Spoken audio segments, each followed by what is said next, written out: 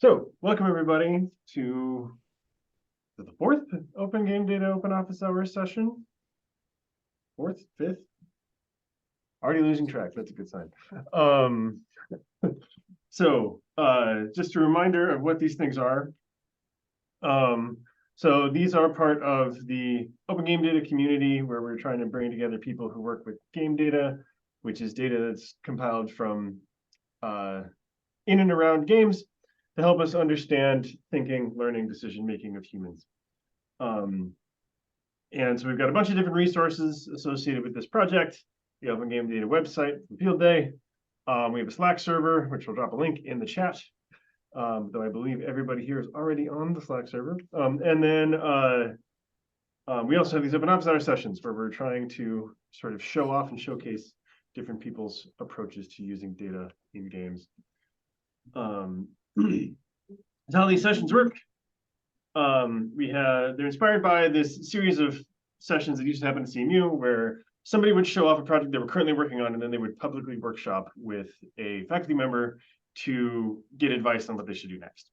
And so you could kind of sit in the background and kind of watch experts at work giving advice on how to do things. And so for the first 10-15 minutes or so, we'll have a presenter present on one of their projects, and then the rest of us can ask them questions, prod them on what they're thinking about, and help them kind of solve their problems. Sessions are recorded pending presenter approval so that people can see them afterwards and kind of learn from the questions and answers and things that we use. So things to keep in mind, presenters are almost always showing work that's in progress, so keep that in mind, be gracious, and sort of expect things to not necessarily be fully developed. Our goal is to help the presenter understand and achieve their goals. So if you have cool other ideas and things they could do, you can mention them, but we want to help them make progress on what they're doing. And then these sessions are intended for everybody involved to learn something. So if somebody mentions a technique or a process or something you've never heard of, feel free to raise your hand and ask a question about it. And feel free to use the raise hand feature in Zoom, and we'll kind of moderate stuff. So today, I believe Dave is actually going to be taking things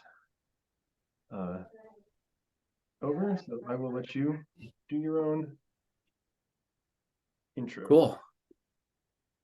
Yeah, I mean, I think I know many of the folks here, just through these things, but yeah, let me get some slides up here.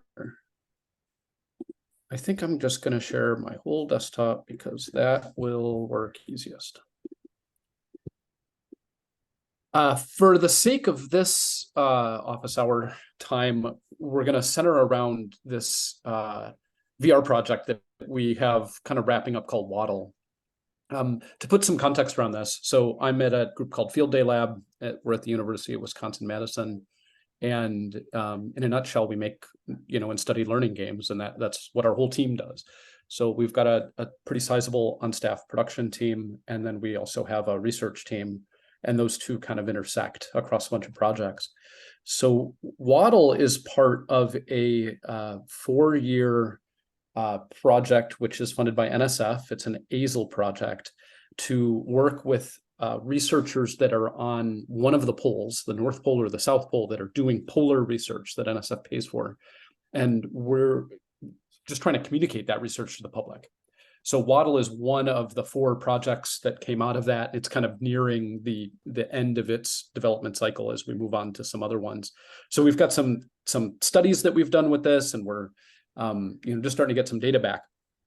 But what we're going to see is, though we've learned some cool things about Waddle, which are kind of fun, and I thought we would get to explore, we also are just full of these open-ended questions right now. So I think on the continuum of these office hours, how buttoned up a project is, I'll show you a part that's really buttoned up, nice and tight, little study published, and then it's going to go into the very, very open, brainstormy kind of mode for the rest of the hour. So that's kind of where we're landing here.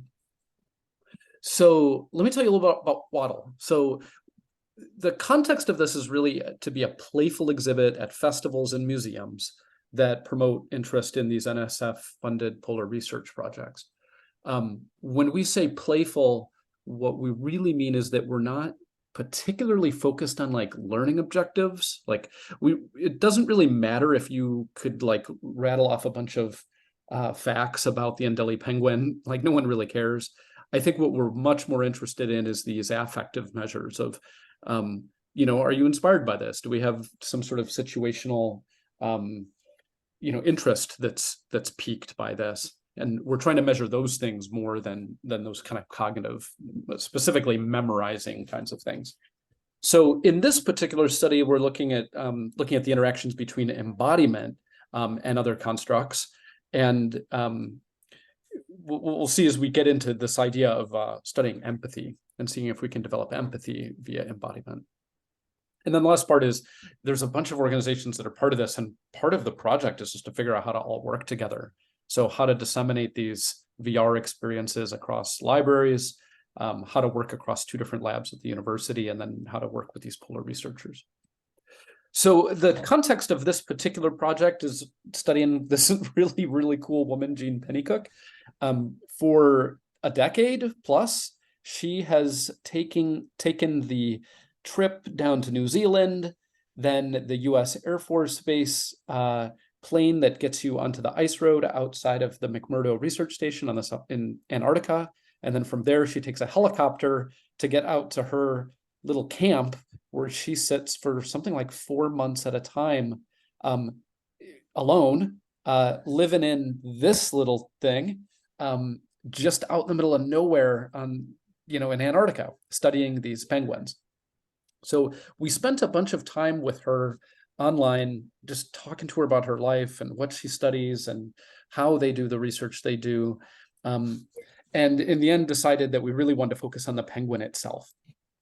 So she wrote this book called Waiting for Joey, which is a good example of her kind of commitment to science outreach. And this is a book for kids that outlines her own story of this one particular penguin that she had tagged, that she named Joey, and how every year she would watch it come back as part of the kind of mating season that would take place at Cape Royds. Okay, so this is a good example of like the context of how we're showing these VR experiences. This is at the Wisconsin Science Festival. It's 2 scenes kind of looking over the same area. And for years now, we've done VR experiences at this. And as you can see, we'll get lines that are an hour plus long for kids waiting to like do and experience whatever we're making. So most of the context that we're looking for is looking for really short duration, like 5-minute experiences that are just deeply immersive and experiential. And we're just trying to like cycle kids through these things pretty quick. The other context that I don't have a photo of, and I'm guessing most of you have been at this, is the like PI meetings and NSF gatherings where we have a bunch of adult scientists that are not looking at doing community outreach, and they're all celebrating each other's work. And usually it's a reception kind of environment. So think of a bunch of like kind of loose, having fun adults that are all kind of celebrating some of the cool work that NSF does. Okay, so let me give you a couple clips of what this thing looks like. So we decided to fully embody a penguin, and we moved through several phases of the life cycle. So this is the onboarding, and I'll just show you this clip, and hopefully it'll work well over Zoom.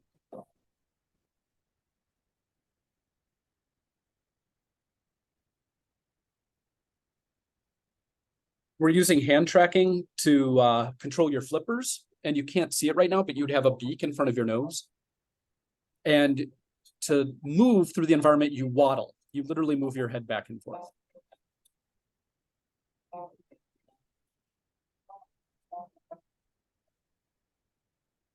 So that's giving you an idea of like locomotion. We do a little mirror to kind of get you into the spirit of it.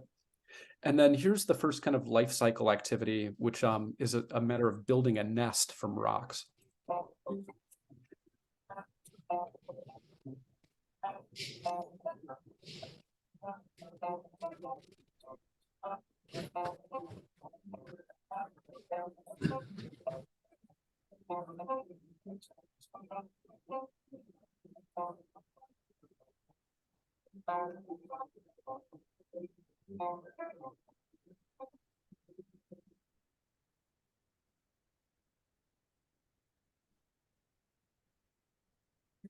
So in VR, you stand about 20 inches tall. So it's kind of a strange effect. It's kind of like the ground is where your hips are at, and you're waddling and you're bending over, and your little beak, if it touches a rock, will pick it up and move it. You notice that some of the penguins have armbands, and those are the guide penguins that are designed to particularly like teach you what it is you're supposed to be doing in this environment. Next, let's take a look at the mating dance.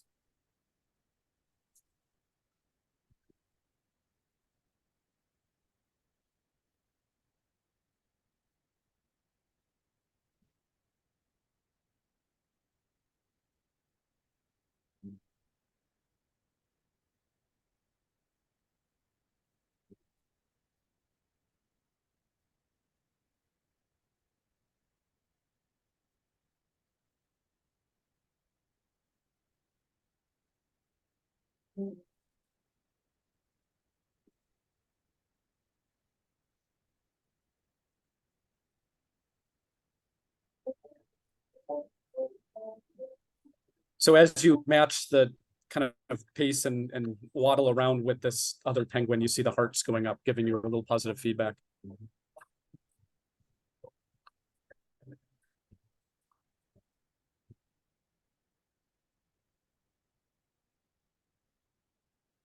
Okay, and then the last part of this, we're going to defend our nest against the skuas, which are the natural predator. One of the things that people don't know about penguins is that they are surprisingly metal. Like they do this action we ended up calling flipper bashing, where they move their flipper back and forth really rapidly. And I mean, there's like blood everywhere. They get, it's incredible how like strong their little flippers are. So that's how they defend themselves against the predators.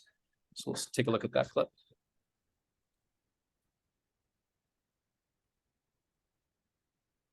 This one's a little hard to see because all the skuas end up being kind of out of frame for the video.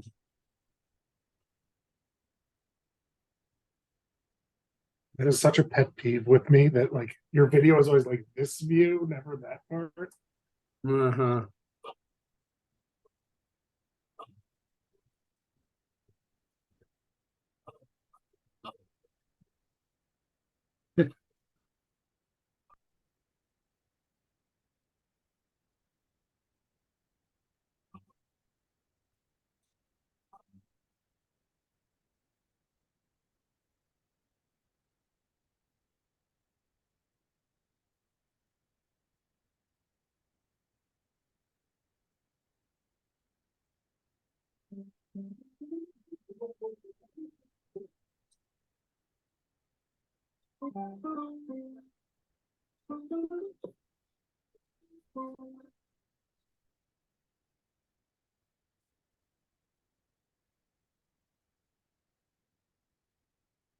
So that's some of the highlights of this experience. The whole thing is really, if you're really efficient, I would say you could probably do it in 10 minutes to see the whole thing. So we don't end up seeing all of it when we are in a big line like that, but it works pretty well in a rapid environment nonetheless.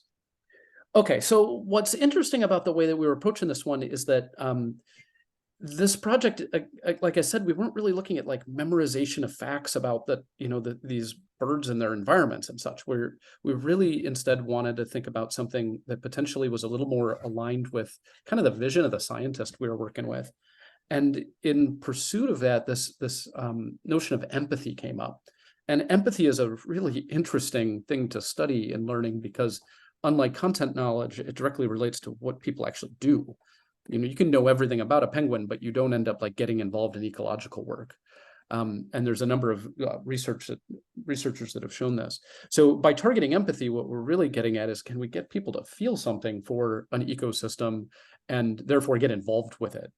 And then embodiment is something that has been studied a little bit, specifically animal embodiment, not necessarily from a learning science context, but there's been a collection of computer-human interface style papers that have talked about animal embodiment, how to pull it off in VR.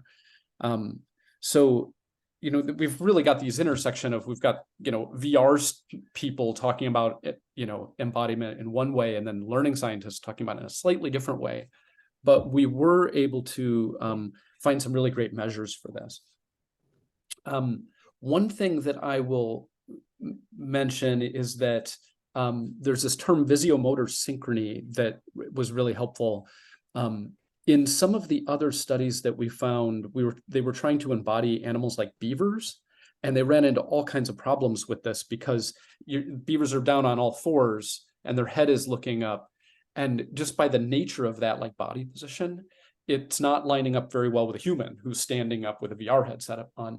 And it was by pure coincidence that we were trying to embody a penguin, which happens to be standing up, feet below, you know, just on two legs, and having flippers approximately where arms are at. You know, the joints are kind of weird. And their eyes are about where their, you know, your eyes would be. And all we had to do is translate you, you know, down a little bit and make you short. Okay, so some of the questions we had were, can we, you know, create this environment that will produce an embodied experience of a penguin? And can we measure it? And then does that relate to, and can we create an experience that produces any empathetic increases in participants? And then finally, the last part was, are those two connected in some way? Like, is it possible that by creating more embodiment, we would see more empathy created? So 20-minute VR experience, we were using hand tracking and not the hand controllers. We had 43 participants. These were, you know, younger kids, pre-post survey instruments. And then we just did a bunch of stats on it. So at the kind of the summary stuff, it rolls out pretty quickly. Like, were we able to create embodiment? And yeah, I think so. By taking the scale that we had and kind of zero centering it, where a 0 would be a neutral effect and a negative would be not feeling embodied, feeling like you were, you know, in your own body. You know, we saw a positive score of 27.2, you know, on average. So overall, the whole scale was pushed in the positive direction. So yes, we were we were having some sense of embodiment by our participants. Okay, what about empathy? Well, yeah, if we just measure pre and post empathy, again, using another measure that I can give you a link to, we see a significant increase. So after playing this, people felt more empathetic to penguins. The correlation between the two is a little shakier, to say the least. I mean, so there was a relationship here, but the correlation is like a 0.264 using Pearson's. So this is a very low correlation. I liked flipping it around a little bit and kind of doing it in the R² way, because it allows you to say the statement, you know, that embodiment accounted for about 7% of the variance that we saw pre to post. So maybe, you know, there's an effect here that's interesting, but I'm really curious where the other 93% are coming from. And that's probably a nice spot for us to kind of launch into talking more telemetry kind of data. Okay, so everything about Waddle is hooked into open game data right now. So every month a data set pops out. Waddle is now available on the App Lab, as well as through, you know, the kind of lightweight distribution we're doing through the Wisconsin Library Network. So I believe last month there were something like 1,500 sessions that kind of happened organically and are now being logged. So a change that we had to make to open game data to support Waddle is that we really wanted to track not only the like traditional telemetry events, like whether or not you made a choice or you activated something or moved to the left or the right, but we also wanted to activate and record the high frequency signals that are generated by VR. So particularly the position and rotation of the head and both hands. So in both of those, we log those at a high frame rate, and kind of send them off as a big package where, you know, we've got a couple seconds worth of data that's all shoved together into one big JSON package and then store it so it can be taken apart and played with later. So now is where we're kind of getting into the next phase of this, which is we're really asking this high level question, which is, how do we use VR signals for educational data mining? Like, how could these signals be used? The unique kind of, well, high frequency signals that we get from VR that we don't get from video games the same way. So we're really looking at kind of three parts of it. We want to figure out new ways to visualize it. I'd love to figure out some way to understand affect and detect it. Like, can we figure out if someone's frustrated or bored or struggling? Or things like embodiment, could we derive that from telemetry itself? And then obviously cognition. We want to figure out some way to do stealth assessment within this and measure what someone knows or believes. And we're just getting started. So here you're going to see very quickly, we're going to turn it into more open discussion. So we've started on this a little bit. Luke and some of the interns have been able to figure out some ways to, in this case, for example, get a heat map or like a plot of how different players progress across the landscape. It's not perfect. We're just kind of replaying back the coordinates that we've got in XYZ kind of within the world. And then we just literally superimpose the map back on it to give us an idea of like how people are passing through this. So we've got some basic visualizations of their coming. Another thing we're playing around with is looking at the dot product of the gaze vector. So can we get an idea of how rapidly and sporadically someone is moving their head and looking around? Anecdotally, as someone who's facilitated, many of these things with a lot of kids, there's at least two extreme categories of kids that we encounter. One is where you put the headset on and the kid just freezes. They just go like stiff as a board and they can't move. And you often will have to like say, hey, do you mind if I turn you here? And like you put your hands on their shoulders and like move them around because they just freeze up. Older folks seem to be more likely to do that as well, I've noticed. And then the other kind of kid that happens is the one you put the headset on and they just like go wild. Like they're just looking everywhere all at once. They're just spinning. So that was kind of the inspiration to say, well, I wonder if we should look at a way to measure and to plot kind of the wildness of someone's movements. And then the same thing with the hands. So there's just really early signals of saying, can we figure out a way to describe how much the hands are moving, not where necessarily, but how much?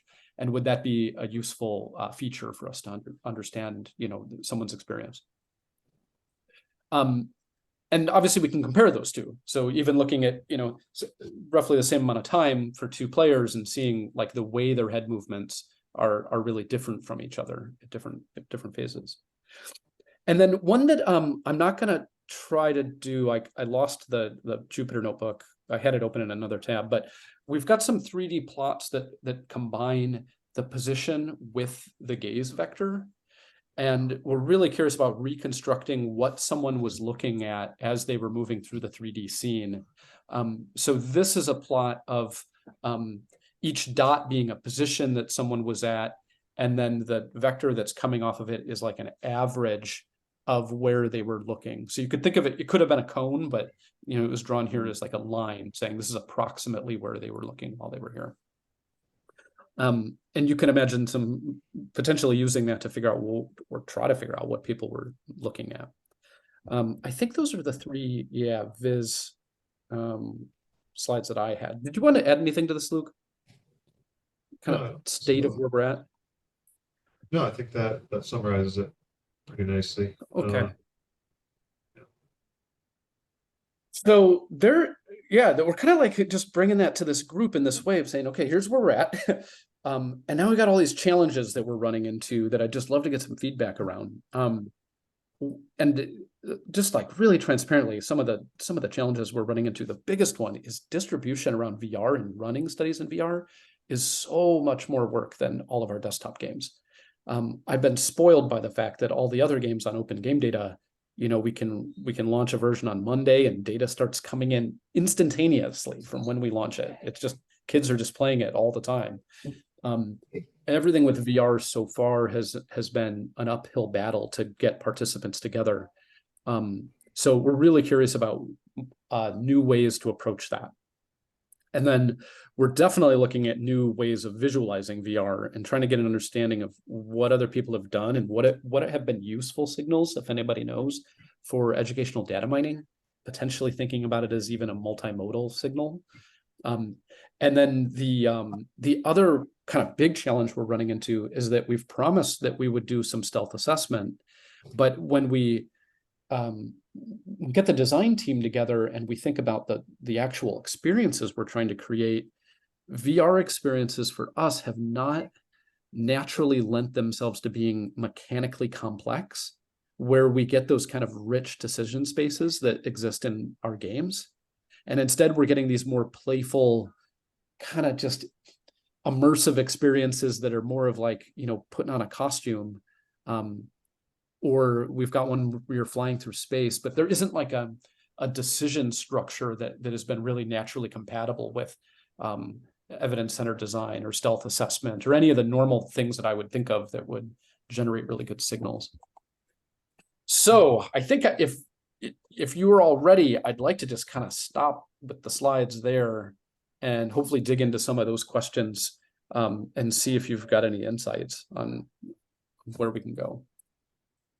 How many people do you have in, like, how many users worth of data is in that open game data VR data set right now?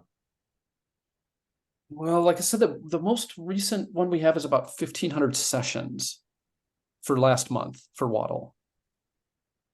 Yeah. I don't know how many of those are real, but I think Sure. what we're seeing is that people are just finding it on App Lab. So we are getting a little bit of organic traffic. Yeah. If I had a guess compared to like any of our other games, though, it's about a 1-to-10 ratio of the sessions are actual sessions. Most of them are kind of bounces, but we haven't dug in yet. Like how many bounce in like a minute or two, but like you Exactly. very likely could be the largest open data set of VR user data in the world. I wouldn't be surprised. Hopefully we will be shortly if we're not. Yeah, because we're gonna have a bunch of these that are all streaming. So it's possible you're actually encountering a bunch of problems that have only been encountered publicly for the first time now. I'm sure that people like Meta and them have some thoughts, but yeah, but that's kind of cool. We have one other one online, which was the Exploring the Universe from Antarctica. This is one where you start at the Ice Cube Neutrino Observatory and then chase a neutrino out to a neutron star. Again, though, very small decision space and a little bit of organic pickup. And then we've got another one that'll be coming out here kind of early Q1 of 2024. Which is internally we're just calling it Weather Station, but it's the people that go down to the South Pole and maintain the different weather stations that are there. So it's kind of job simulator style activities, like point the solar panel toward the sun and like pull out the bad component and put a new component in. You know, they're really kind of simple interactions, but same questions. How do we assess knowledge? How do we visualize it? How do we get more plays? Right.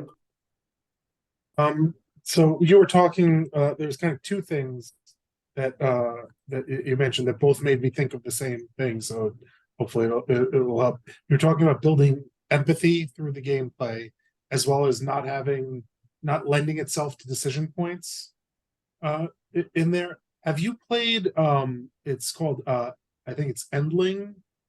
It's a game where you inhabit a fox, a mother fox trying to raise her cubs through winter. If you're talking about building empathy, that game will break your heart. Like I see somebody's nodding. I've played a bit. Yeah. Yeah. And so like it both builds empathy, but there's also decision, like there's things you have to do that have repercussions on the gameplay that I think could be replicated in a similar fashion, because especially like with penguins, you know, if you're the parent that goes off to feed, for example, right, and you don't return, you know, that there's decision points here, there's gameplay areas, and that one of the things that immediately my first thought when I saw I love the waddling to move motion, but then my first thought was like, are you going to let me get in the water and have that experience of like, this is what I evolved for, like I can fly now, like it's a night and day difference from how I'm locomoting on ground versus in the water. And so I just think there's a lot of space there. Obviously, I would love to have the budget to just do everything. I know the realities of doing this type of development, so I'm not at all complaining here, but just opening up that I think there might be room to build those areas for frustration and failure without making it, you know, a Twitch style gameplay where, you know, you're testing my coordination, but I'm actually making decisions. You know, do I go out and hunt more, or do I have enough and I go back to feed? If I go back too soon, I don't have enough food to make it through the winter when I'm puking up the food for my mate. But if I feed too long, then what if they starve? Like, there's all sorts of balancing acts that you can absolutely, I think, integrate decision points and make for fun, immersive gameplay. Yeah, that's great. I wonder if the challenge around like decision points, really what you're talking about more about the decision points is really more just variance, right? Like, is there a space in which decisions and or player behavior variance can exist? And then if it does exist, does that variance relate to external measures? Like, that's essentially the assessment question. And I wonder if the bigger tension there is not so much that it's VR and more that it's kind of stuck in this Disney World 5-minute experience throughput problem. Yeah. Because that very much limits experiential space. And there's actually a lot of stuff they talk about in like theme park design that causes that. But Maurice? Yeah. So like the thing that I was just gonna add on there real quick is because if I were to ask you just like directly, like, so what are the decisions that the player is making in this experience? like I don't really know what, like, if there's currently in its current state like decisions that are being made aside from like, or at least not cognitively. They're not like, oh, I want to do this instead of this, right? So there's not even, so for like the branching of that. So that's kind of like the first thing I'd be like, I would like to see more of that, because then we can kind of like understand a little bit more of like what informs that decision and how, like, why they chose this instead of this. And then you have kind of like that comparison. Yeah. I had a couple other really quick notes here, just because you asked like a few questions through your like little presentation. Yeah, I've got the whole panel of, I just kind of So I was threw like, it at everybody. So I was just taking notes along the way. So these are just in no particular order. So you're talking about the data being captured and, you know, maybe doing something multimodal. You didn't mention about capturing of audio. One thing I would be interested to know is, like, you know, is the player like reacting to something that's happening in the game? Are they like saying like, oh wow, that's really cool, or oh, that's frustrating, or that's hard? And like, is there some kind of like extra layer of like just literally the language of what they're saying, or if they're doing like an exclamation of like, wow? Those are other elements that might, I don't know, just like one more stream to kind of consider as you're navigating that. Then one of the approaches that I've been leaning into, and not that it's not that it's been helpful, because I think it introduces its own challenges. I've been trying to think about just like in like common language, like what are we trying to observe? Like we have all this data that's available to us, but to ask ourselves, okay, are they having fun? And then just asking ourselves, well, what does fun look like?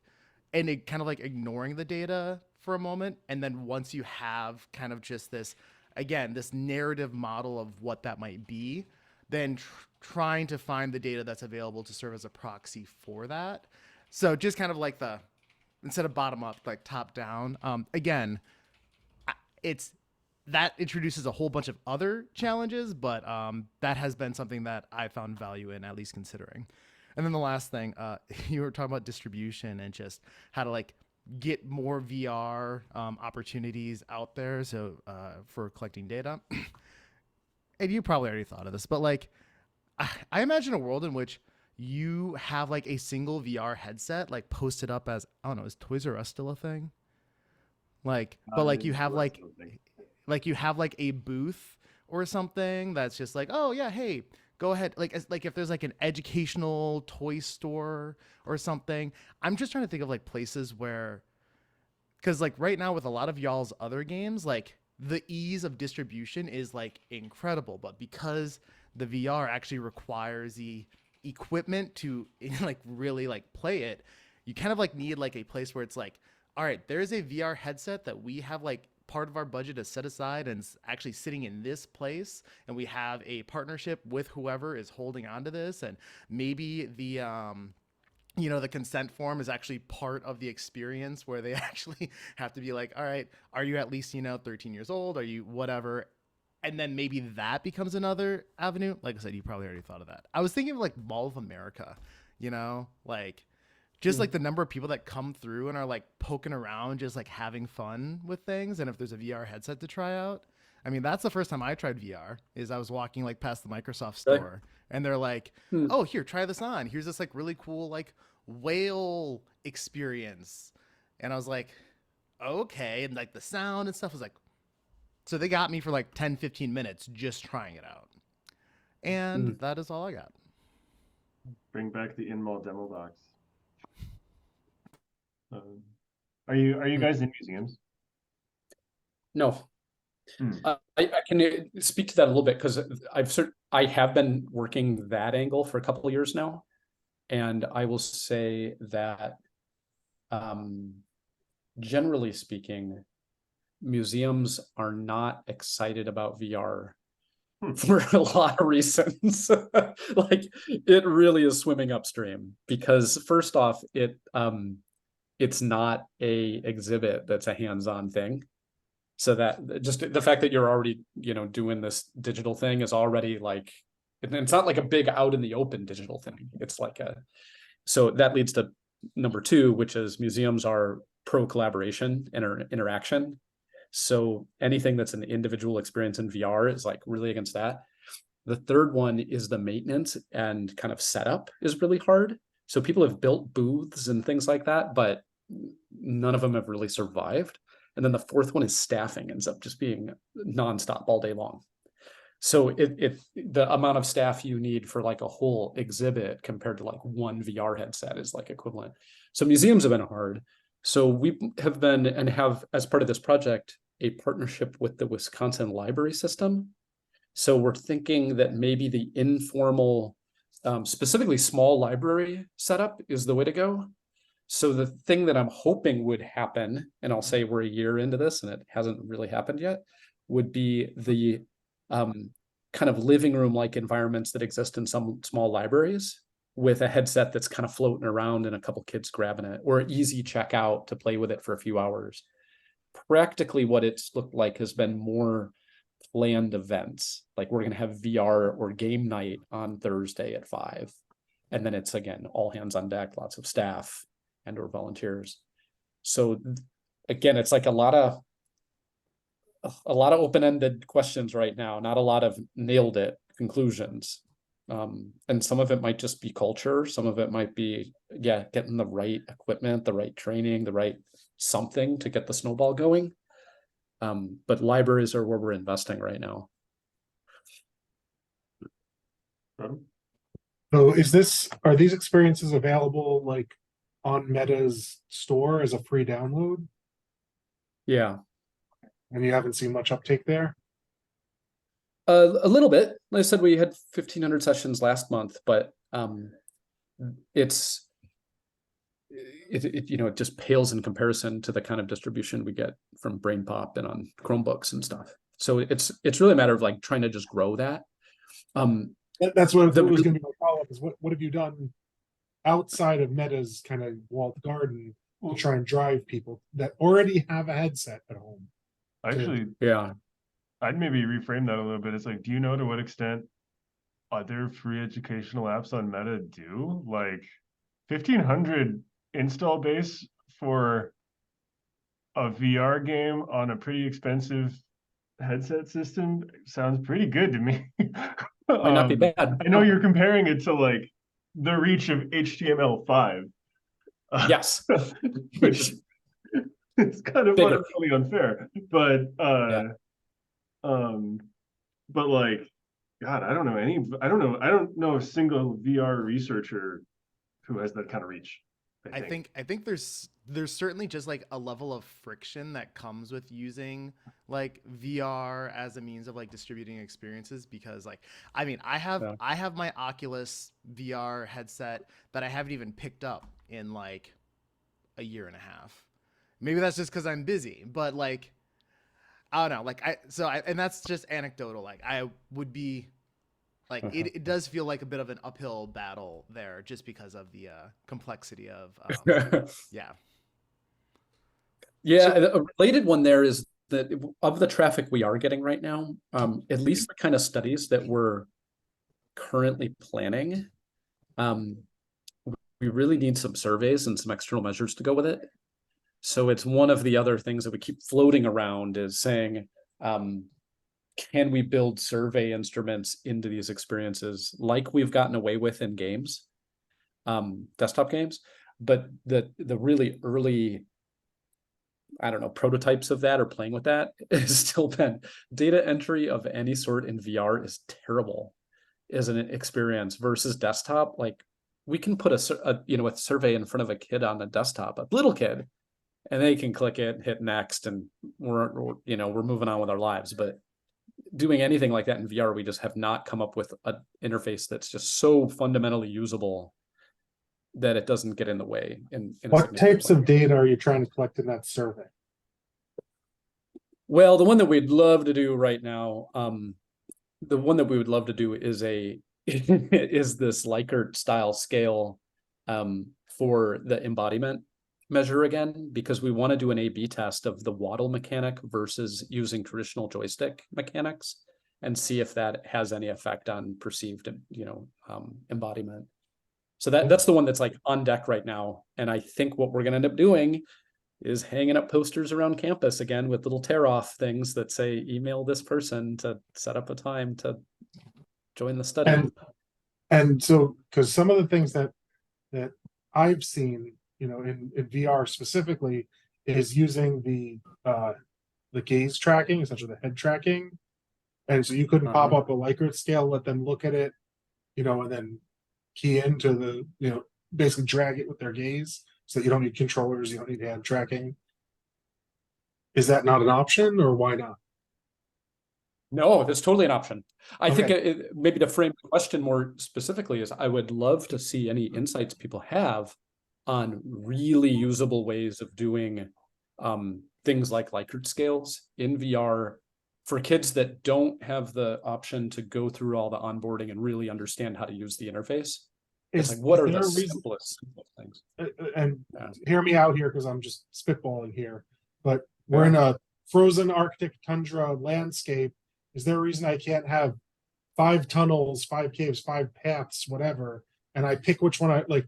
Pick which one you like. How penguin do you feel right now? Go down that pathway and have some sort of event in the gameplay there for them to go down, but be eliciting the feedback from their choices of the game, of navigating the game. Yeah, that's the kind of thing I think that we'd like to start exploring. Man, of all the sessions for Julian Frimmel not to show up. So, I'm almost certain I've shared this with you before, but Julian, who's been in a couple of these sessions before, he's a kind of guy, has done some work on like integrating questionnaires into VR experiences, and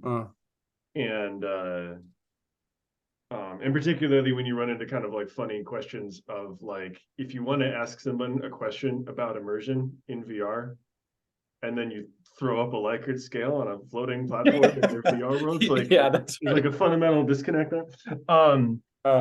But I wonder if you would be interested, given that you have 1,500 players of this VR experience, and it probably would take a month or whatever to push a new build, but like, if you wanted to try out ideas, because I think some of the things that have been tried, I'm not super deeply familiar with that literature, but I know some of the things that have been tried is like embodying the question asker in a character as a way of making it. I read that paper. I wouldn't be able to tell you the author on it, but I know that there was an uncanny valley of NPC dialogue where you're like, wait, are you an instrument or a person? Right. And I imagine that's only worse when it's a penguin. Or like put your pebble in whatever box or whatever, like build it into the. Yeah. So a random thought that just cropped up is, and this probably isn't relevant in this particular case, but especially if you think about like future designs, it might be a creative way. I think about like, you know, RPG games and how like some people will literally spend like hours and hours and hours like building out like their character. And if there was a way to kind of like not embed a survey, but like the kinds of things that you want to know as part of the decisions in like actually building out your character at the beginning of the process, where it doesn't feel like, hey, we're actually having you answer a survey, but we are like building out the personality of your character in, I don't know, maybe that's something you've already considered though. No, there's so many places to go. I want to highlight something that you said earlier, though, Maurice, that I'm really curious about as well.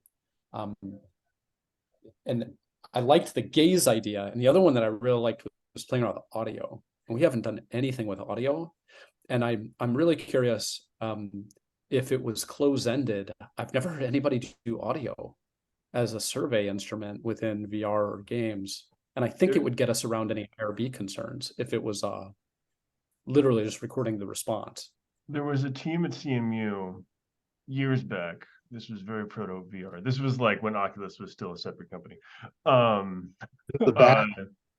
That created a game called, going blank on what it's called. Essentially, it was a game where you were a bystander in a racial profiling incident, and they used 3D camera stuff. So there wasn't actually VR. You were kind of situated, but they used a VR headset, but you were situated in this environment. But you spoke as a means of navigating the dialogue tree. And it could like, it was like also very, very proto text to speech or speech to text, to understand like what are you saying and how should it react, and how should it choose the next clip to play you. It was super cool, super experimental. And as with all ETC things, they kind of disappeared. But I know someone's done that before. So you couldn't, like, whether or not you're necessarily capturing the full response, you could use it to, like, you run a speech to text and you use it to like choose among options. Rodham? Also, another HEC thing, Eric, that maybe you got to try was, did you get to try the bat one that they did? Speaking of animal embodiment, but they were basically they had you hooked up to a microphone while you were in VR, and you were trying to navigate the environment, but you were doing it by echolocation. And so you had to generate the sound. Like it was the weirdest experience because, great, put on the VR headset, it's black. There's nothing there, and you have to navigate the environment, but by making the sounds that give you the echoes. And so that, I will say, that was really great for embodying something that feels very not human, you know, because your impressions affected the environment. Oh, that's great too. I don't think we're going to stick with embodiment long term. Like, I think just this one Penguin project is going to go there, and then we're going to pivot off. But it's a really interesting construct when you're in VR. You know, like, obviously it's just a really interesting thing to explore more.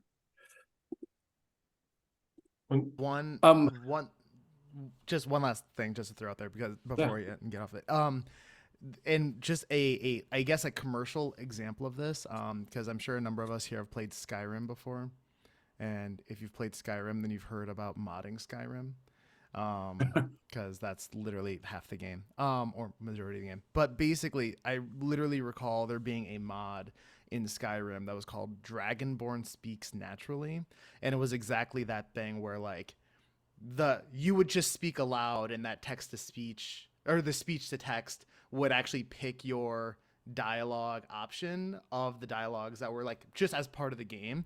And the way that changed that experience, and like the way that it was like immersive and intuitive, was really like almost unsettling, just because I'm like, well, wait, I'm embodying the Dragonborn, and I'm actually responding, and the person then speaks back to me, like, what? And it's not like an AI thing, it's still just yeah. Well, that was an AI thing. It's Dragon Naturally Speaking is what that tool was called. Yeah. But that technology is so much better now than it was. Absolutely. When Dragon was around. Yeah. But then you get to the kind of weird embodiment question specific to Waddle, like, why am I a talking penguin? And how can you embody. I wonder if you could do like one thing I could see doing, and this one, this is kind of also kind of leaning into the sort of ETC vibe of it, because the ETC students get taught how to do these kinds of Disney-like experiences. A thing I could easily see them doing if they had created a game like this is they'd probably have an activity at the end when you get done where they ask you a Likert scale, and it's like, here's your pebble, put it in a box. And here's 5 Yep. boxes, which one? And it's just built in, it's the offboarding experience. It'd be much more high touch, it'd be much more specific study, but I think that's kind of part what this experience is like, right?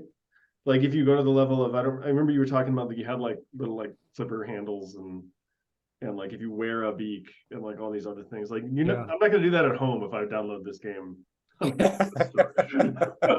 And so I think if you play up the like, rather than saying like, why can't we get more people to do this at home, you could like play up the specialness of the targeted experience and use Yeah. that to facilitate the research.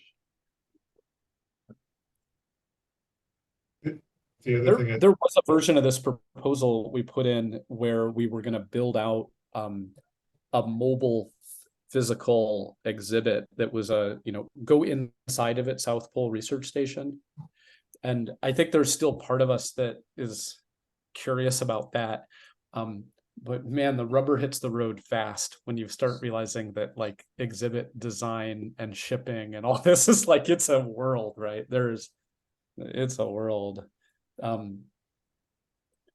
That's cool. Well, we're right at time. Thank you for some of the brainstorming here. There's at least a couple really tangible ideas that came out of this. So that feels really productive. And it's always good just to kind of share projects that we're working on. So I feel like this was a good office hours kind of use of our hour. So yeah, thank you for all the input on that. And if you